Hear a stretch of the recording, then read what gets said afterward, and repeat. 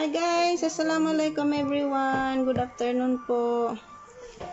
Mag-exercise po tayo ngayon. Samahan niyo ako guys. Let's go! Tumataba na kasi tayo. Actually, inaaraw-araw ko na siya ngayon. Mga 4 days na ako nag-start. Sakit sa katawan, pero okay naman. Yan. So guys, let's go! Exercise na tayo! Wait lang, i-open ko kasi nakatingin ako doon sa